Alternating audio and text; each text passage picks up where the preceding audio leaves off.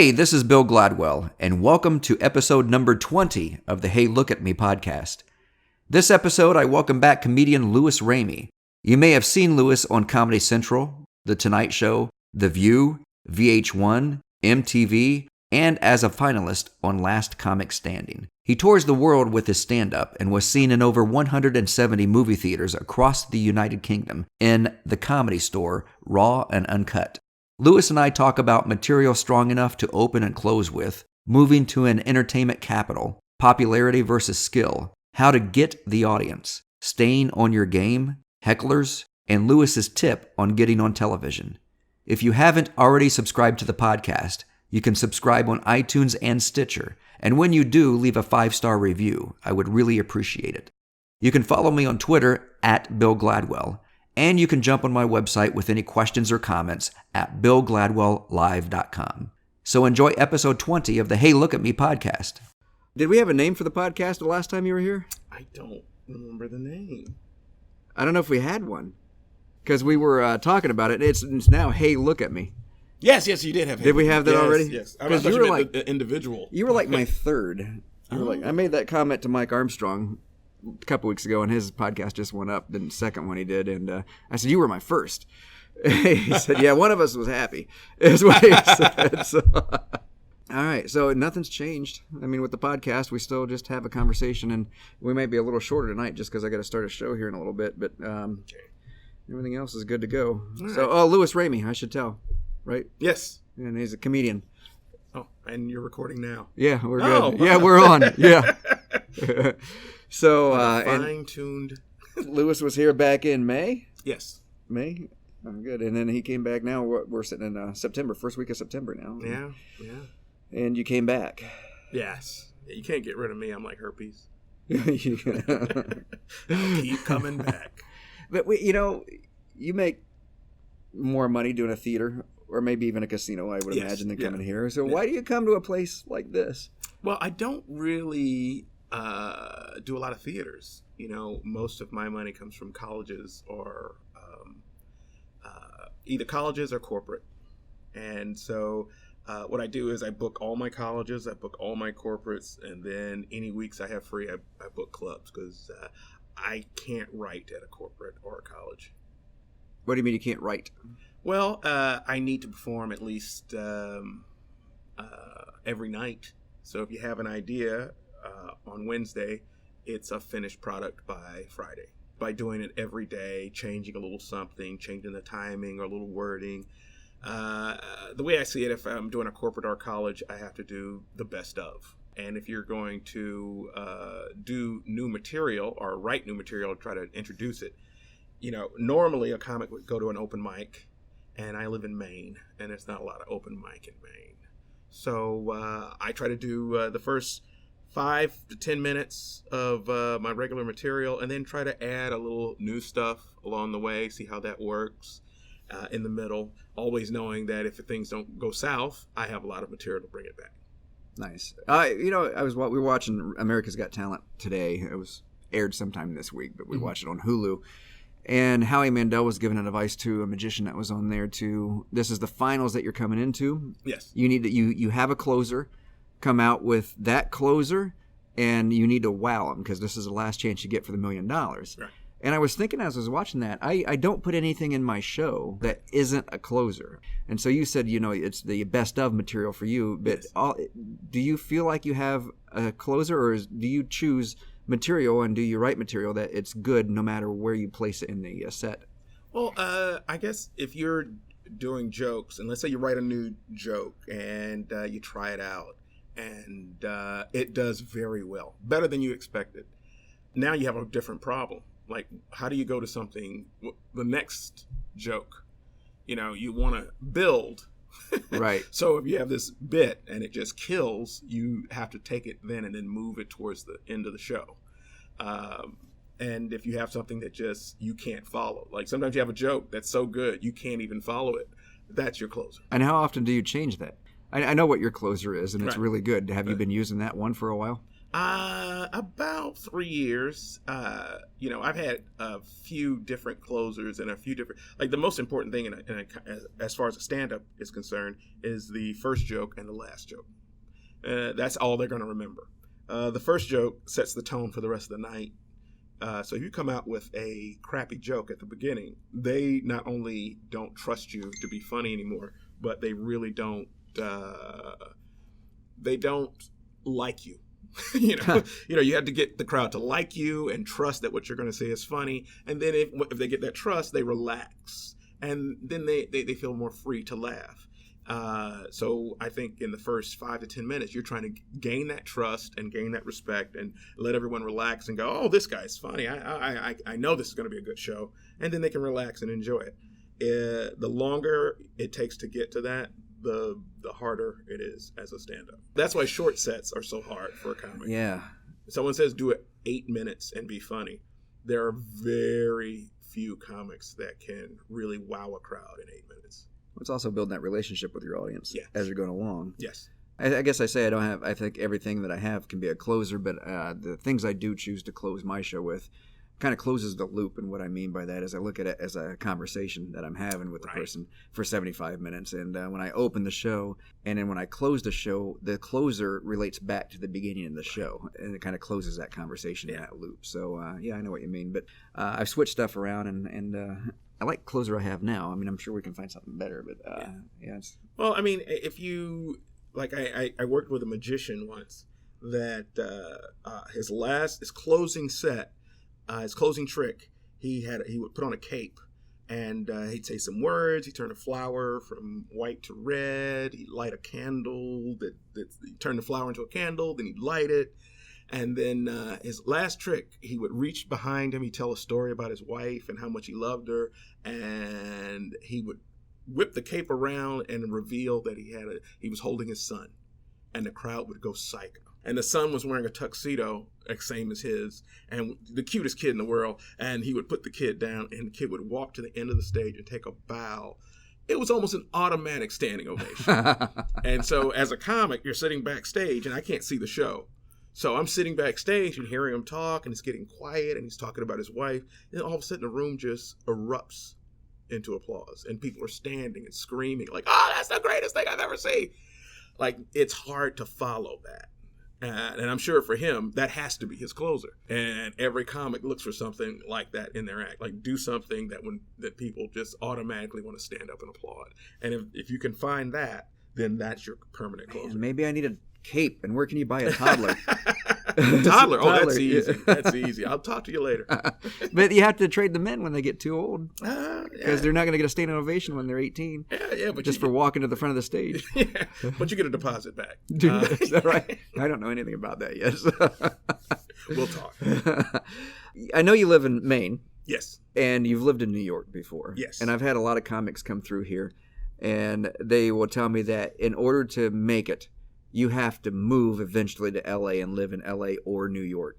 Do you buy into that, and why do they say that, and why are you living in Maine if that's true? So. Well, the entertainment capital is either L.A. or New York if it comes to stand-up. The thing is, when you show up in New York, you have to prove yourself. You have to be good already when you get to New York because... you don't get to just walk up on any stage and perform. Every comedy club you have to audition for, and they have to accept you. And the smaller clubs, it's pretty easy to get into those. But as you work towards the bigger clubs, you keep having to audition and do more and do more and do better because you're up against a lot of really great comics. In LA, it's a free-for-all. Everyone says they're a comic. Every actor has done a little improv and calls himself a comedian, actor, producer, director. They got the old Evening at the Improvs on Hulu, and yes. I saw Gary Coleman come up when he was still on Different Strokes. Yes. Funny thing is, I used to play with him when I was small because his grandmother lived in Lima, Ohio. I know this. Yes, and so he and Kim, I can't remember Kim's last name, but she was Tootie on Facts of Life. Kim Coles. Yes, was it Kim Coles? Yeah. Yeah, she would come. They would come for the summer, and I would play with them. And I saw him on TV, but it wasn't a big deal at the time. Yeah. Then I saw him doing stand up, and it was horrible. Yes. But is that the way it is with a lot of actors and stuff? You see them, and it's just Well, there's this idea that it's how you perceive stand-up. If you think of stand-up as an art and that you want to get better at it and that it's a very difficult thing to do, then you work harder at it. If you think it's easy and it's a stepping stone to get you into movies or a television show, then you don't spend that much effort in it. And so if you think it's easy and that you can do it at any time, you're probably going to be horrible at it. okay. Always. Yeah. Wow. And I noticed, and I'm not crapping on LA comics. It's just that there is no, I guess there's no way to prove yourself in LA. Like everyone says they're a comedian. If I've been in LA and I've said to someone I'm a comedian, and almost automatically I just assume they're going to say I am also. And then I say, where have you performed? And they go, oh, I don't perform. No, I do guest sets at blah, blah, blah, and blah, blah, blah. So it's like in my field where a magician will sit in their underwear and right. look in the mirror and film themselves on YouTube, and then they say, I'm a magician. Right. Yeah, and you don't need a degree. You don't can I need catch one of your shows? Well, I don't do shows. Right. You can catch my YouTube videos. That's what they're saying. Yeah. Right. Okay. Got it. Right. But you have. I mean, you like I've noticed. You can be extremely popular. You can have a TV show or commercial, and you're funny on a TV show. And in LA, that gives you license to maybe get a comedy night at a major comedy club where you're just the host, but people come in to see you. Yeah. I remember the Dell guy. You're getting a Dell, dude. Yeah. That guy was in LA, and he would show up at a comedy club in LA, and they go, oh, absolutely put you on because you're really popular right now, and you're in all these commercials that keep playing 24 hours. And he could walk into a comedy club, and they go, yeah, we'll let you on. I was in New York when he came to New York, and he had his agent and his publicist and his manager, and they'd walk into Gotham Comedy Club, and he'd say, hi, I'm the Dell guy. Remember, I was wondering if I could do some time. And they'd go, do you have a DVD or a tape, something I can see? And he'd go, no, I don't have any of that, but I'm on the Dell commercial. He goes, yeah, I know you're in the Dell commercial. I've seen you 1,000 times, but we only allow professional comedians on stage. And that stopped him. You know, he went from club to club and got the same answer at each club. Like, no, we're not going to let you on. And I know he felt like this is so different than LA because it's almost New York takes a lot of pride in being one of the first places that had stand-up and stand-up clubs. I know John Mayer did a little stint with stand-up. Did you remember that? Yes. I mean, and he had a talk show on VH1, which I thought was funny, but it was scripted. I mean, he could practice that, but when we were on stage, his relationship with the crowd was not there. It is with the music, but it's not there with the comedy, and so it's not as easy as people think. Right. And I mean, even with what I do, there has to be a relationship built with the audience, and like if you I've seen Seinfeld walk on stage. Now that he's famous, walk on a stage at a comedy club in New York, and people just explode as soon as he walks on stage. Oh my God, it's Jerry Seinfeld! And they start screaming, and they pull out their camera phones, and blah, blah, blah. And 5 minutes after the initial surprise, then it's almost like, okay, you're still at a comedy club, you got to make us laugh. I think a lot of celebrities feel that wave of acceptance when they walk on a stage. So they think, stand-up must be easy because I walk on, people are cheering, everything I say they laugh at, and they go, well, yeah, you're only on stage for like 3 minutes. You know, let's carry it on for 5 more and see what happens. You have to continuously keep that up, and you'll see that enthusiasm of the crowd start to die down, and they go, you're not funny. Or what do you do when the crowd just isn't with him and the whole show? And it happens even with us. It happens. Oh, yes. And you'll get an audience like that, and you still have to do a good show no matter what. And I found that when I think a show is going horrible, they walk over to me afterwards and shake my hand and say, oh, we love the show. Love the show. Yeah. So you still have to. I also seen people on stage just don't know what to do, and they freak out and they cut the show short. I've had a comic here and a couple of times stomp off the stage. I'm done at the hour. I'm done, and then they walk out of the room. And but I mean, the people might have liked them if they would have stuck around. It's just a weird crowd. Right. How do you teach that? How do you learn that? I guess.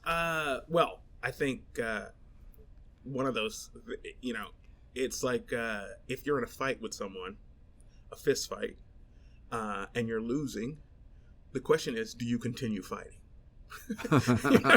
Do you continue fighting? And my theory is, yes, you continue fighting. You try something different. You do something a little wacky, or you do something a little cerebral, or you just result down the knock jokes, or start picking on the crowd. But you keep trying something different, and you just keep fighting until the end. Because I think every comic, I think most comics think, even when it's bad, I can get them. Right. I can turn this around. Like I've noticed, it's a curse among comics. I think every comic's done this, where you're doing poorly, and you're barely eking by. A few giggles here, a few giggles there, and the material works. And I've known comics to do their closing line, they get nothing, so they keep going. So that's when you have the guy on stage for an hour going, "Hey, bro, you're supposed to be off 15 minutes ago." And they're like, "No, I know I can get these people." Yeah. What do you do when you get in that situation? I switch it up, do something different. I have, I've been doing it for 30 years. Yeah. So I have some sort of goofy jokes. I have some long stories. I have some really short jokes. In my mind, while I'm on stage, I'll think, do they want something a little bluer? Do they want something a little edgier? Do they want something a little more cerebral? So you just throw it out there, and whatever gets a bigger laugh, you go, okay, I'll go in this direction. And sometimes I've said, okay, we're going to talk about relationships. And by the second joke, I realize this is the wrong path. This is the wrong path, and I'll just stop and start talking about something totally different. Or, I have little short, those impressions that I do. Yes. And I only have 2, and they're goofy, but, you throw those in almost like something to clean their palate before I go to talk to about something else. But you just keep trying and engage them. Engage them.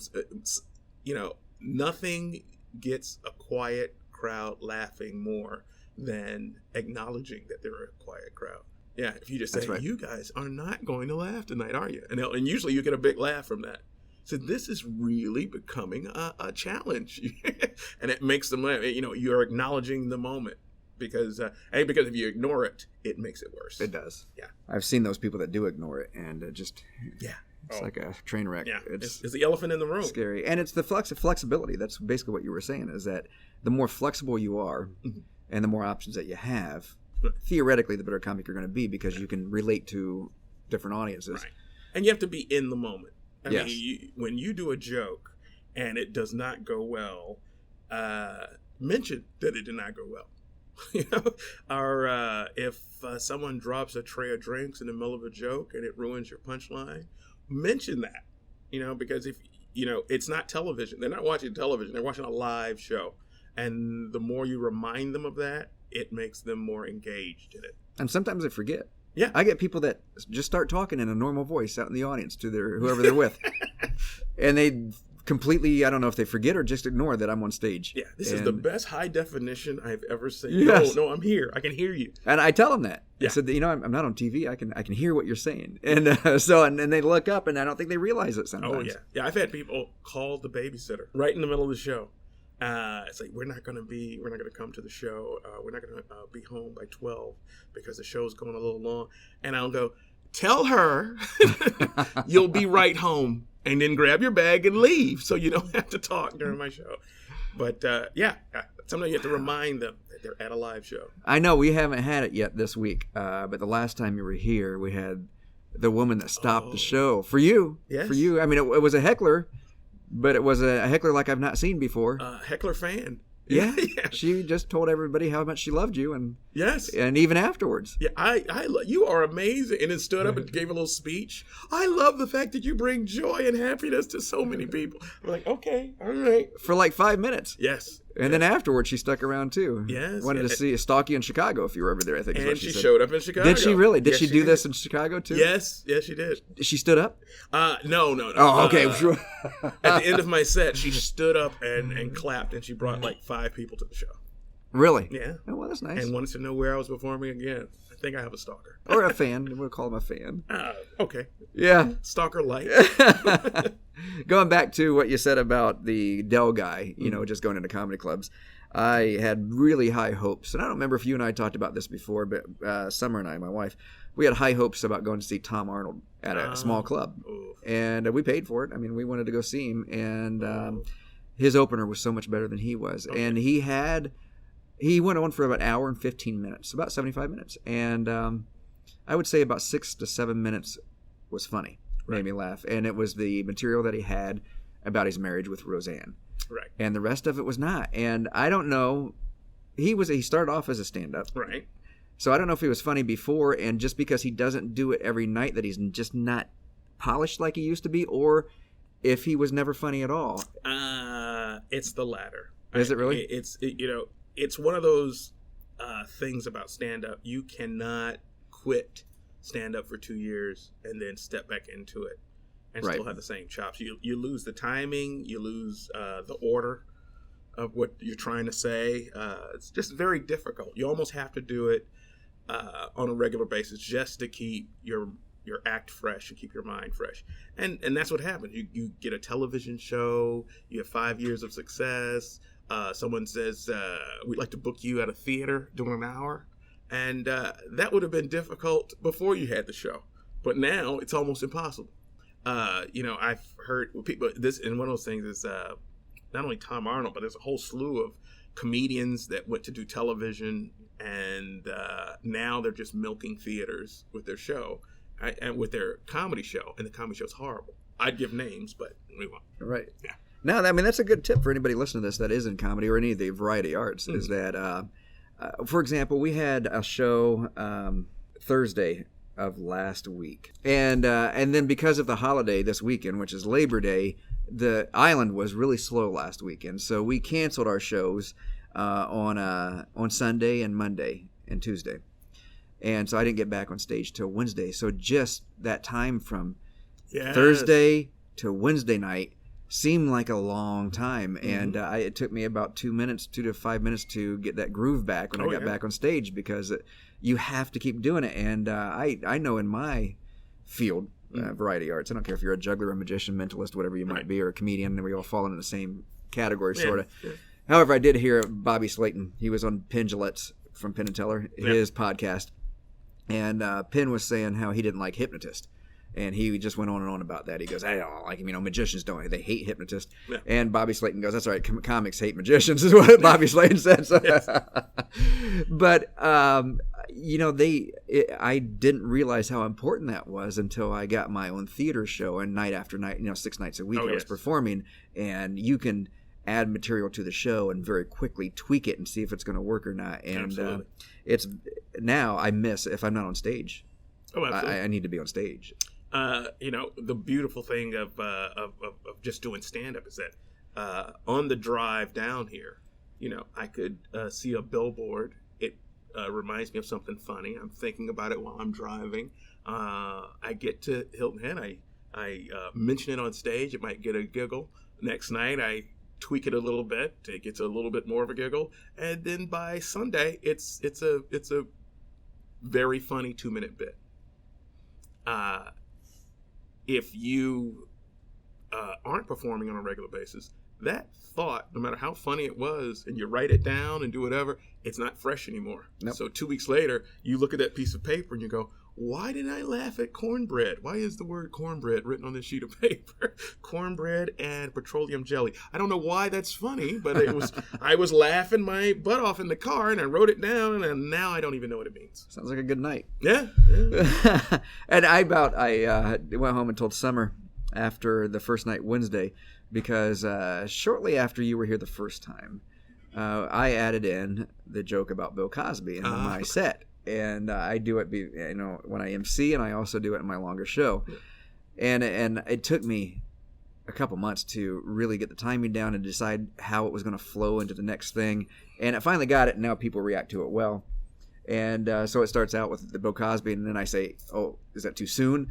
And then you didn't hear my set, but you came on stage and did that. I said, "Oh man, now we're both doing it." But then I heard you do it, and it was like, it's just a little throwaway. And but it's that's another thing. Like if something as big as Bill Cosby comes out, you have to realize every comic in the world is sitting there with a pen and paper going, "Oh, Bill Cosby jokes, Bill Cosby," spending a day on a legal pad writing Bill Cosby jokes. And mine came on accident. A lot of my material comes from on stage with the interaction with the crowd. And at one point, and you've seen this, I give them envelopes to write some stuff down and slide it in, and then they lick the envelope. And one woman argued with me, "I don't want to lick this. Maybe you laced it with something." And she was in the front row, and I said, "Listen, I'm not Bill Cosby." And that's how it started that night. And then I added it to the show because it worked that night, and then we tweaked it. So that's how it got started. It wasn't by accident. Yeah. Do you ever add any material by accident? I mean, does stuff happen? Well, I find that if I I've had things happen where I just went off on a tangent. And it was hilarious, and it went on for 5 minutes, but I realized I can't do that again. That moment in time will never, ever happen again. Like, I did a show, and a woman threw a condom on stage. Used? No, right? In the package. Threw a condom really? On stage. Yes. And wasn't our friend from Chicago, was it? Oh, no. No. No. And threw a condom on stage, and I think it was a bachelorette party. And when they threw the condom on stage, I picked it up and looked at it, and I go, "So how do you want me to return this?" And the crowd erupted into laughter, but I realized that's never going to happen again. We can make it happen tonight if you'd like to. Really? But it was just one of those things, if you're in the moment, there's a lot of things that you can go off on, like the guy in the shorts. Yeah. And then people laughed, and I kept going with it. You have to be free enough to at least do something daring, and if it works, then take it to the next step. That's right. I did a show 2 weeks ago, and I'm going along with my act, and it's an R-rated show, and I look down in the audience, and on the front row, all the way to the right, there is a 87-year-old woman with her daughter and her son and her grandchild, who was like 25, on the front row. So I've been talking about sex and dildos and all this other crap, and she's there, and I stop. And I don't, as soon as I see her, the crowd all of a sudden focuses on her, and I just look at her for a moment. You see the fear on my face, and they're laughing at how uncomfortable this must be. And then she looks at her daughter and goes, "He's cute." And I go, "Does she know I'm not Nipsey Russell?" And they laugh at that, and I go, "He is cute." I go, "Don't look at, I will, sweetie, don't play with fire. I will knock the pin out of your hip." And it was just one line after another. And they had to give me the light, because I'd realized that I had gone off my act and started talking about her for a good 20 minutes. Really? Before I realized, oh, wait a minute, this is only supposed to be a 45-minute show. Yeah, that's the thing, though, because so many people, entertainers, get into, they have a script. Yeah. And they know their script, and they can't riff because it screws up their whole show, whether it be comics or mentalists, magicians, whatever it might be. Yeah. And the best ones, though, are the ones that can really do that. Well, I think when you ask a comic, how do you feel when someone heckles you? If somebody yells out something, and they're legitimately, not drunk, but legitimately trying to say something funny, or trying to say something to antagonize you, and it pulls you from your set, some comics love that, because they get off of their script. At least you're interacting with them, because sometimes the crowds don't say anything, and they're just silent, like they're watching television. So when they interact and they pull you off your script, I think that's the sign of a good comic, because if you look forward to that, then you're a good comic. And you're like, "Oh, thank you. Thank you. Somebody's giving me some fuel to run with." I don't get a whole lot of hecklers at what I do, right? Because people come into, some people, not everybody, but some people come into a comedy show expecting to heckle, because that's what they do.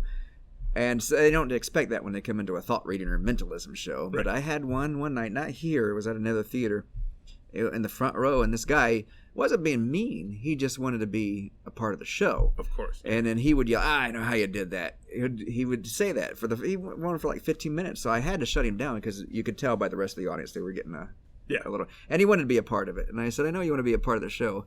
And Summer was sitting backstage. I couldn't see her reaction, but we talked about it afterwards. But I looked at him. I said, we haven't met. He said, no. And I said, we haven't talked on the phone. He said, no. And I said, I want you to think of your name. Just your first name. That's it. And he said, all right. And I said, if I get this, you got to be quiet for the rest of the show. And he said, okay. So I thought about it. I said, and I did my little thinking thing. And I looked at him. I said, Dick, you look like a dick. It shut him down, though. It shut him down for the rest of the show. Yeah. And so it was. I haven't had to use that again, but that was probably the worst I ever got with a heckler for my show. I heard you last night on stage. You said you've never been hit. Yeah. No fights, no problems with anybody? Oh, no. I've had problems. One of the problems I have, and I recognize that, is I can't watch another comic get abused. I can't watch somebody get heckled and not have the skills to deal with it. So, the most famous one I have is in Grand Blanc, Michigan, and the first guy that goes up is Italian, and this guy's just yelling out every derogatory Italian word he can think of and throwing it at him, while he's on stage, and calling him stupid, and the guy's just getting flustered, and I'm watching this. I'm just getting furious. There's steam coming off my head. Like, please let me get on stage. Please just let me get on stage. And then the next comic is a woman, and he throws the C word out there. No kidding. Yeah, and she's... Was he drinking? I take it. Yeah, drinking. So she gets off the stage, and I'm in my head writing pages and pages of insults for him. But I noticed that sometimes I'll walk on stage and the guy will just clap and go, all right. And I'll just go, screw you. And now I look like a crazy man. So this time, I walk on stage. The guy starts with me. I slam him with a joke. That shuts him up for a second. I keep going. He starts yelling some more stuff. I slam him again. And then I realize that now, for him, this is like he's won twice. And he has to win the last battle, and that's me. So he's going on and on and on, and then the last thing he does is he yells something out at me, and I go, I think the crowd has had enough, and the crowd starts to applaud, and I take an empty beer pitcher, and I say, give me the rest of what you got in your drink. Whatever you have left, just put it in the pitcher. And I walk around the room and people are throwing margaritas and beers and pina coladas and whiskey, just filled with ice. And I walk over to them and I say, you say another word, I'm pouring this over your head. And he said, no, you're not. And before he even got, you're not. Just no, splash. Thank you. You've been a fantastic crowd. Standing ovation. I walk off the stage. Everybody's, yay! But that guy threw a glass. As soon as I took my bow, he threw a glass at the stage. It shattered behind me.